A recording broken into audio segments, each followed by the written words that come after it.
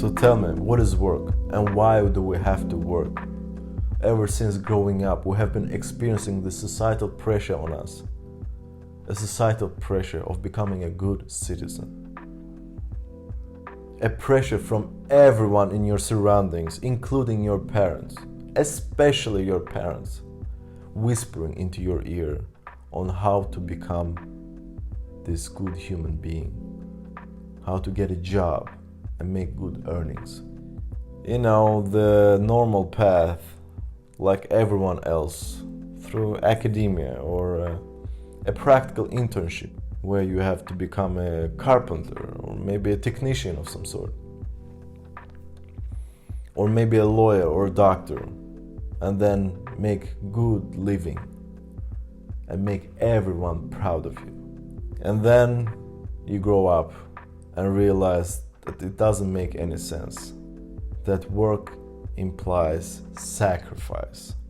Yes, you sacrifice in hopes of getting something better in future, in hopes of not feeling this fear that drives us to work every day, to have food on your table and roof over your head, not just today, but tomorrow, and the day after, and 2 months after, so that we don't feel left alone, so that we don't experience starvation and hunger.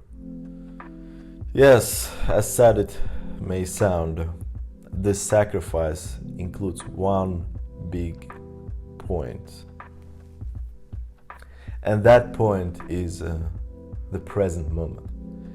You sacrifice your present moment for a future glory that you don't have any control of. And sacrificing the present moment brings up a very crucial thing in your mental state. It makes you absent.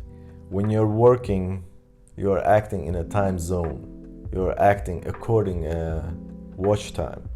And when you do that, you leave your body and mind and you calculate things, you plan things, you strategize, so that you know which steps you should take next in order to advance in those plans of yours. And while you do that, you become very vulnerable. And that vulnerability becomes manifested in forms of much bigger fears, anxiety, stress, depression. And that is a very scary thing, because you know how people say, the minute that you start to complain about not feeling good about yourself or having other mental issues, they bring up this notion of how others have it much worse compared to you. Like, for instance, children in Africa. But the tricky thing of being a human being is that no matter where you are at life, no matter what period in life you are at, no matter what stage in Maslow's hierarchy of needs you are at, you will always be experiencing some kind of adversity, because it's the thing of the mind. You are searching constantly for that comfort that is food when you don't have it, or intimacy when you don't have it, or maybe any kind of affirmation, validation, maybe companionship. But the thing is, many people experiencing the lack of basic needs will tell you that's the biggest part in your life. They forget that when you cover those needs, you get other type of problems in your life, which is having mental issues and maybe even entering a type of existentialism. Thinking for yourself, what's the point of everything? When you postpone your present moment in hopes of getting something in future, you become susceptible for external disturbances. Think of this.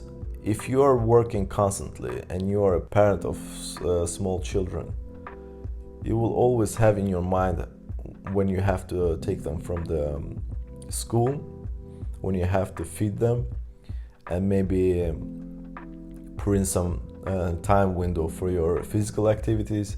You maybe have time for your friends, or maybe even have time for your partner, have a date night or something like that. So you're constantly in this state of trying to plan out a much effective way to tick all those boxes without getting mad. To compare it with another state of mind, think of yourself when you're on vacation. You're very relaxed, you don't think about anything. All your issues, mundane problems are paused for a moment, and you're being taken care of. So even things that are happening at that time, you feel that they're very small and minuscule in comparison. You're very alert, you're present in your moment, and you enjoy your being. But as soon as you come back from your vacation, all hell breaks loose again. So you cannot escape that rut. Trying to postpone your present life is a trade-off. And that was the biggest or scariest thing for me growing up.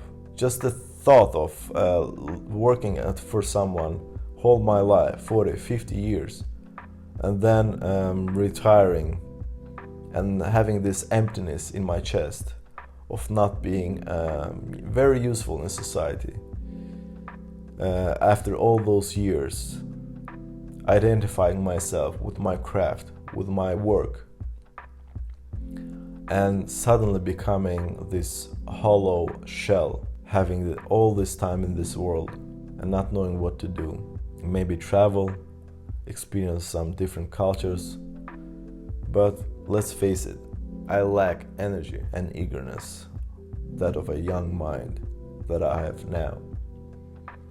So the experiences are not felt in the same way as they could when I'm very fresh and full of energy. That biggest fear of mine has motivated me in searching for answers.